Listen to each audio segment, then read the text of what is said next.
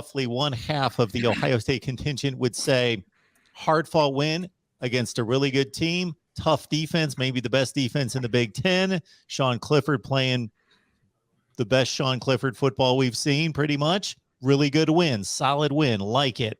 Half of Ohio State Nation's like, what? What was that? We needed to cover. They're really not that good. What's wrong with us? I think you're off on your percentages. I think it's more like 95% were in that second boat and only 5% are here living on planet Earth, knowing that Penn State was a top 5 team just 2 weeks ago. And although they didn't play very well in the second half against Iowa, and certainly the entire 4 quarters and 9 overtimes against Illinois, still a quality team. And Penn State really came out and took the fight to Ohio State. I thought they dominated the game for the first quarter and a half. And here for the previous 3 games, Ohio State had scored 19 straight possessions with C.J. Stroud at quarterback. The first 5 possessions netted a fumble, 3 punts, and a field goal. So they really struggled the first quarter and a half, I think. And really, they hit a long pass to Chris Olave midway through the second quarter for a touchdown. And then things kind of lessened up a little bit for Ohio State. They got a defensive touchdown after that. And all of a sudden they went from down 7-3 to up 17-7, almost in the blink of an eye. And you thought, well, everything's okay. But the officials gifted Penn State a field goal right before halftime, not calling a pair of blatant holding penalties on the blitzers, Eichenberg and Ransom, on back-to-back plays, leading to a field goal by Penn State right before halftime. And then Penn State drove for a touchdown, and now it's all tied up. But everything, all's well that ends well. The Buckeyes pulled away there in the latter part of the second half and were able to get away with the 33-24 win. They had to settle for 3 chip shot field goals, 4 field goals altogether. And if they're able to convert in the red zone a little better than they did, I think it was just 1 of 6 on touchdowns in the red zone for Ohio State, which is not very good, obviously, not for a team that's been, pushing the 50-point meter in each of its last 4 games. Had they been able to do that and get their own scoring up to 41 or 45 points, I think people would feel a little bit better about how that game all ended up. So at any rate, a win is a win, 9-point win over Penn State, a Penn State team that's probably going to end up around 8-4, 7-5 if they lose to both Michigan and Michigan State. What can we say?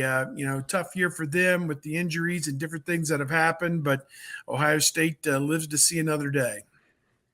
I know fans were upset about the way Penn State was moving the ball.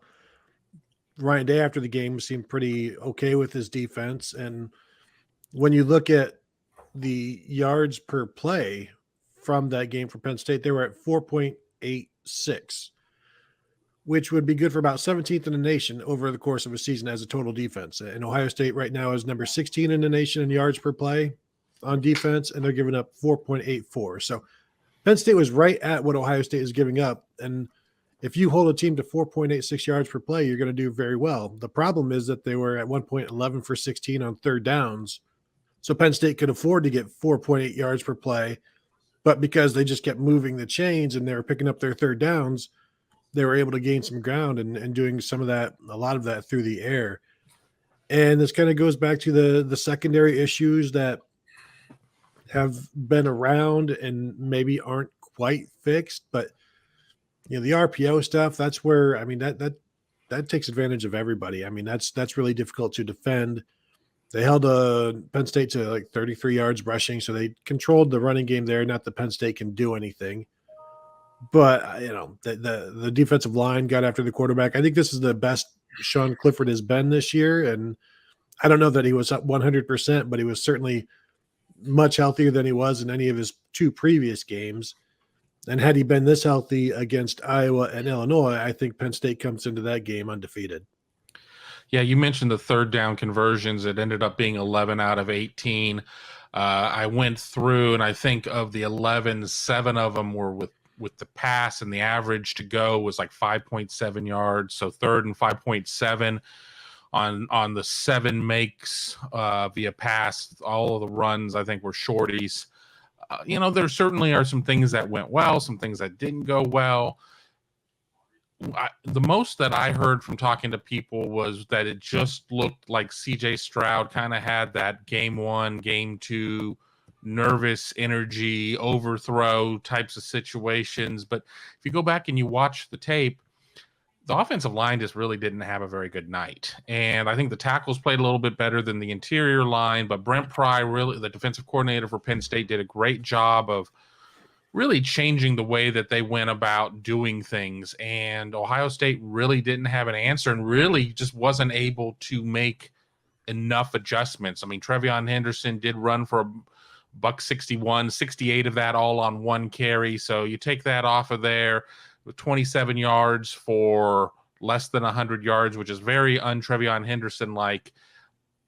I think it was good, though. I think you never want to manufacture adversity, but this team certainly – as I'm trying to fix my mic here a little bit,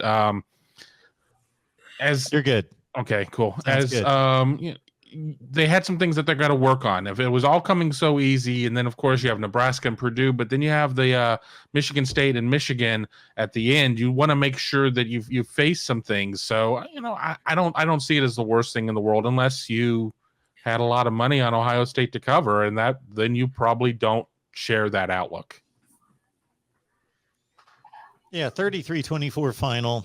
I think there was certainly a game plan that made a whole lot of sense on defense. Sean Clifford had to put the team on his back, and he did a pretty capable job. And the obvious on offense was the red zone situation and not converting down there, kicking field goals, which Ryan Day is very, very opposed to, as much as anybody outside of Lane Kiffin, actually. So he will kick them when it makes sense, unlike Lane Kiffin, who doesn't kick them even when it makes sense. So Buckeyes win at 33-24.